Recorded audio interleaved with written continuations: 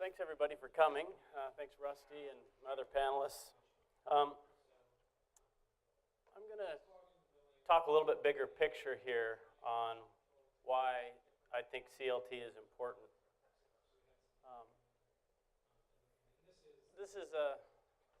Let me explain a little bit about who I am for those of you who don't know. My name is Russ Vaughan. Worked with my family business in Colville, Washington, Vaughan Brothers Lumber with my dad, Dwayne, my brother Curtis, and we've been around for over 60 years, and then my great-grandfather before that had a series of sawmills back into the 20s, the old homestead era, making products locally for folks that had 160-acre homestead stake. So that's where it all started, and we've evolved greatly to where we are today, and we're a high-production, small-diameter processor of softwood lumber. And we mainly do dimensional lumber. It's 2x4, 2x6, and 2x8.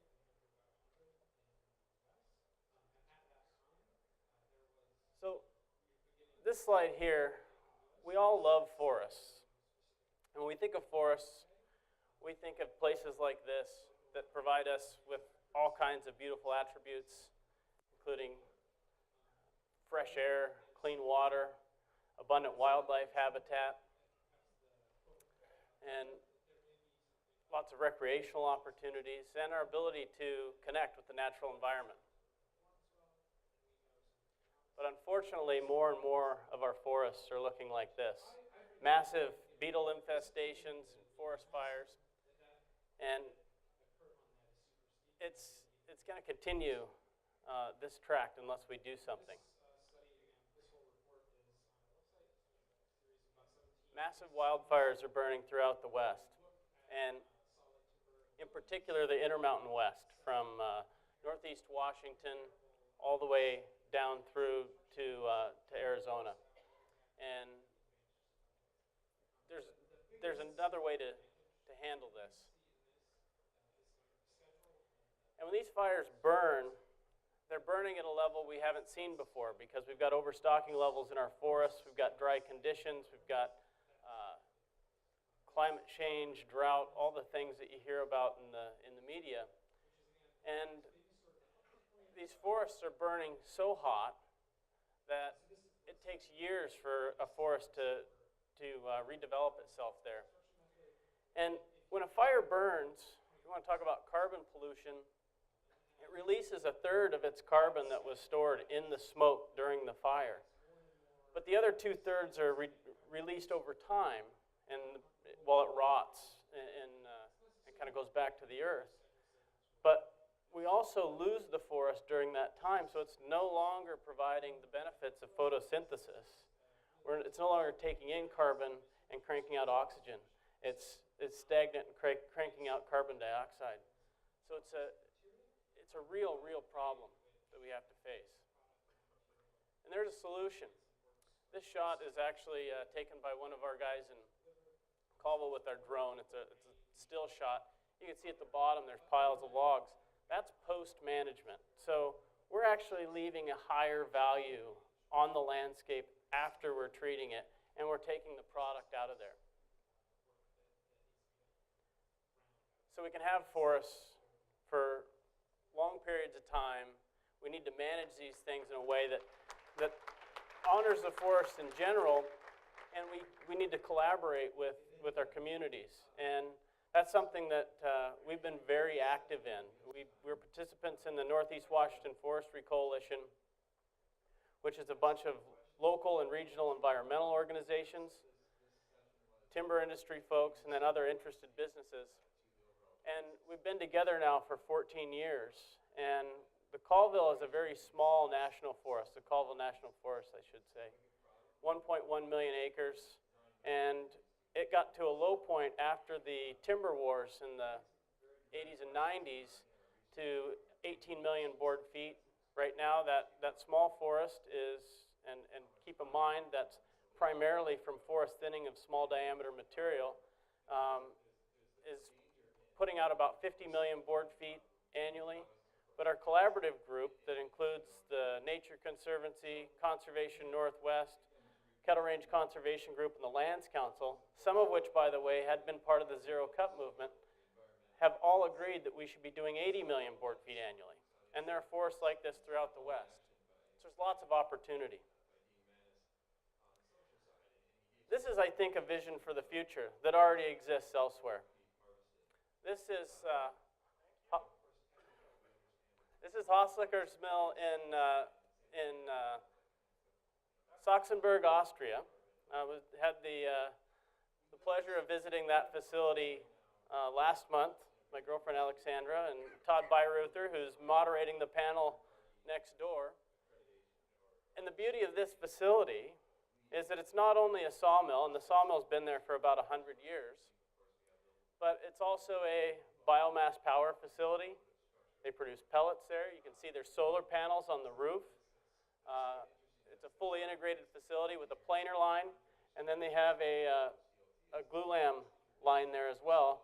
And then this whole process is complemented by a CLT line 35 minutes away. We need to see more of this done in the United States and North America overall. So this is CLT, and a lot of people, we talk about it. Most people in this room understand what the product is, but I will tell you that most people, even in our industry, don't really get it. So we need to keep going back to the basics so people understand what this is. It's lumber glued together, and lumber is a great product in and of itself, but adhering this together, making panels, is really the value that we are adding, not only to the product, but to our ability to treat and manage our forest lands. So here you can see some, I pulled these off the internet, but these are some shots of CLT panels being put up. Pre-engineered, there's very little waste. We've heard some of those things talked about already. And this is another shot in Austria.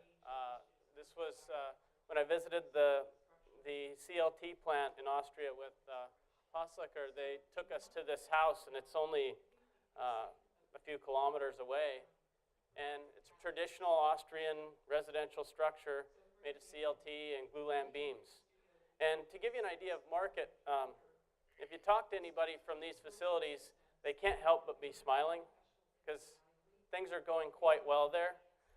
There were a few things lost in translation, but they basically said that they're running 24 hours a day, 7 days a week. And then I talked to the press manufacturers, and I said, yeah, it's quite a problem because we have 1 week for maintenance the whole year, from Christmas to New Year's, and the thing has to run.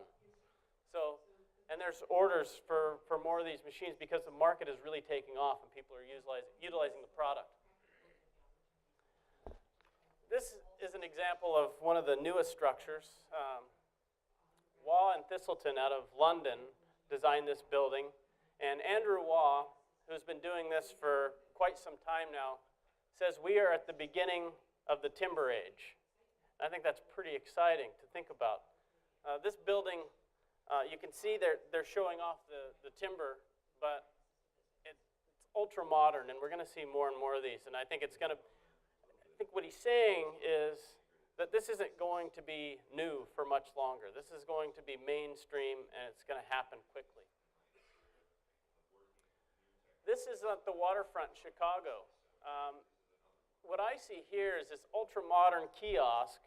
It's I think it's for an architecture exhibit that they're putting this out there. But what it does is it gives us an opportunity to reach into the urban environment and tell the story of great forest management. Because a lot of those folks, they're well-meaning. I talk to people all the time in Seattle and Portland and other places that don't really have a connection with the forest.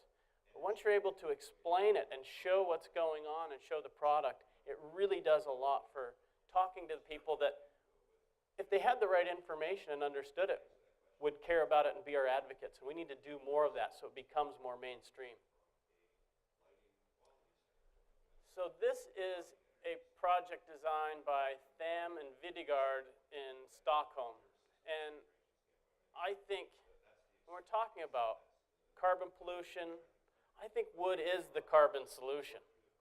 And if you look at a facility like this, you can really start to see the amount of wood being used in a beautiful format.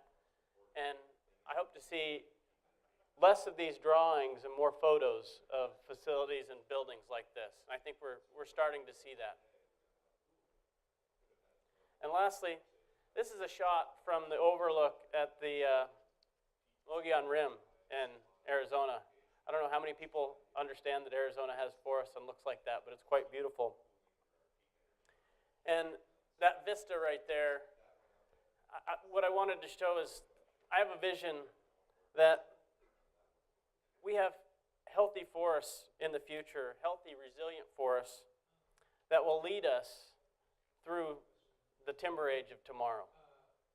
Thank you.